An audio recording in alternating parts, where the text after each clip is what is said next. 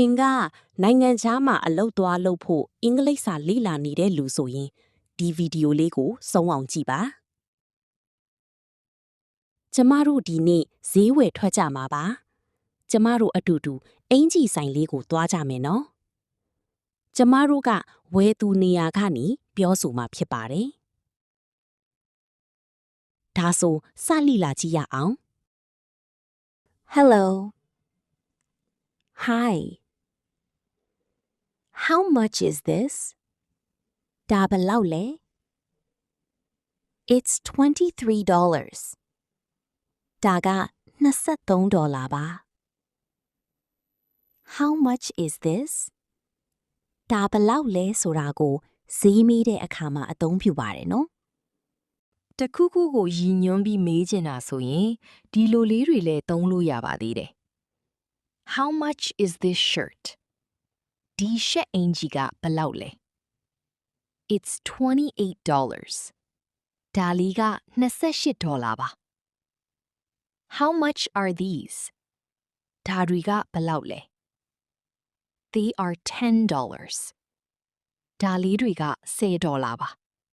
စုစုပေါင်းကြားသိမ့်ငွေကိုမေးမယ်ဆိုရင် How much is the total စုစုပေါင်းဘယ်လောက်ကျလဲ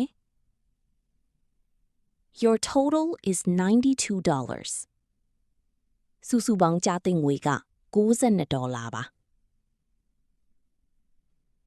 ပို့ပြီးတော့ယဉ်ကျေးအောင်ပြောမယ်ဆိုရင်အနောက်မှာ Sir, Ma'am ဆိုပြီးထည့်ပြောနိုင်ပါတယ် This ဆိုတာကတစ်ခုတည်းကိုရည်ညွှန်းပြီး These ဆိုတာကအများကိုရည်ညွှန်းပါတယ် That's too expensive ဒါအရန်ဈေးကြီးတယ်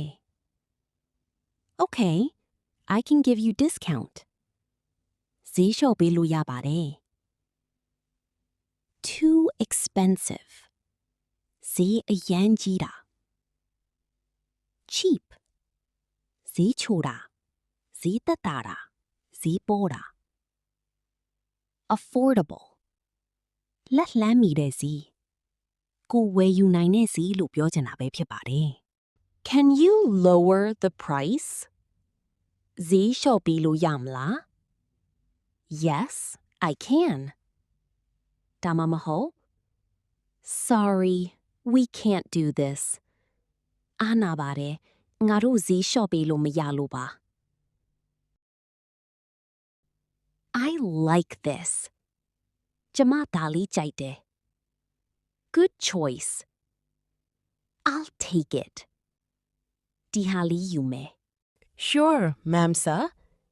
Sure ဆိုတာကများသောအားဖြင့်တေချာတာပေါ့ဆိုတာမျိုးသုံးပေမဲ့ဒီနေရာမှာတော့ကောင်းပါပြီလို့အဓိပ္ပာယ်ရပါတယ်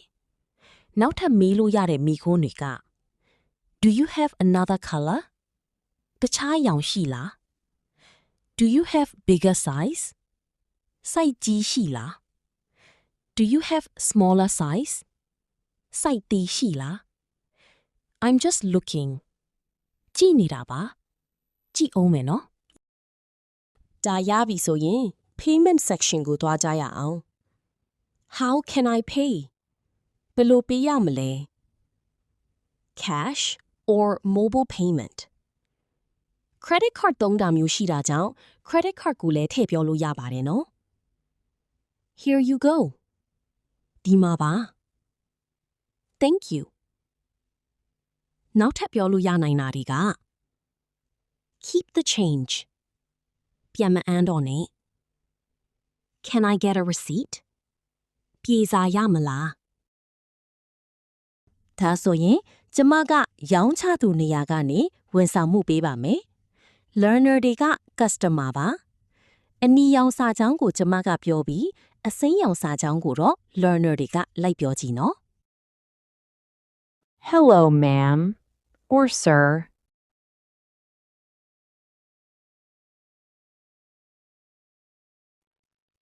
It's $28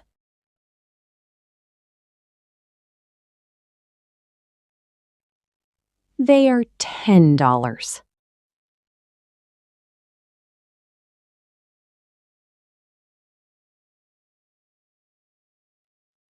Sorry, ma'am. We can't do this. Yes, we do. Good choice. Sure, ma'am. Cash or mobile payment? Yes, ma'am. That's okay. Here your change. Thank you, ma'am. Sure. Here yours. ဒီနေ့ပြောပြခဲ့တဲ့စကားလုံးတွေကခက်လဲမခက်ပါဘူးနော်ကိုကဈေးသွားဝယ်တာပဲဖြစ်ဖြစ်ဈေးရောက်တာပဲဖြစ်ဖြစ်ဒီစကားပြောတွေကိုအသုံးပြုလို့ရပါပြီ